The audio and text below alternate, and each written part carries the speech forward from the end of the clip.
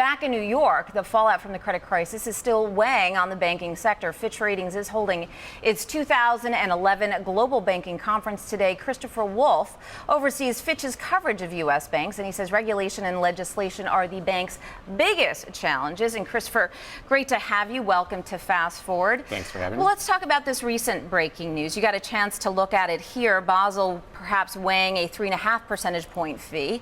Is this big news for the sector?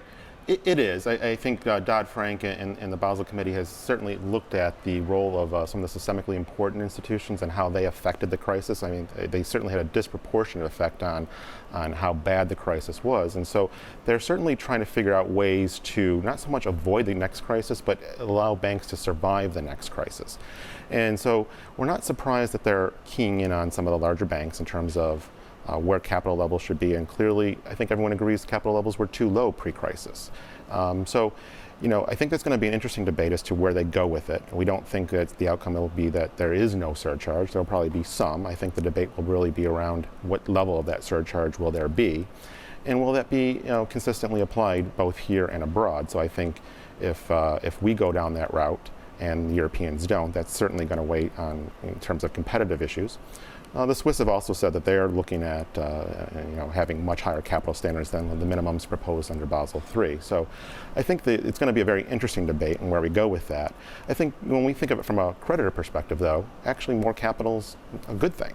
Right. What's interesting, though, is when I was looking at 5-year credit default swaps on U.S. banks, and it's actually risen recently. Right. Now, why is that from your perspective? Is this a Greece-related issue? Is this the trading market just not really trading on the fundamentals? Yeah, I don't know. I would, if I had to venture a guess, I would probably say it's more some of the overarching contagion concerns emanating from the Greek sovereign debt crisis that might be hitting on bank CDS, and to the extent that there's some counterparty exposures that could transmit themselves from Europe into the U.S. I think that might be an issue.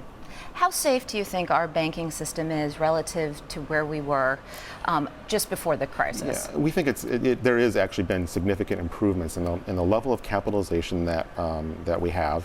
So you look at capital ratios under any measure, pre and post crisis, they're substantially stronger. And we think the liquidity position of U.S. banks is actually much better than it was pre-crisis. So we think from that perspective, the balance sheet, that is all much stronger than it was prior to the last crisis. Not to say there isn't some challenges, but we actually think that's been a very noticeable improvement.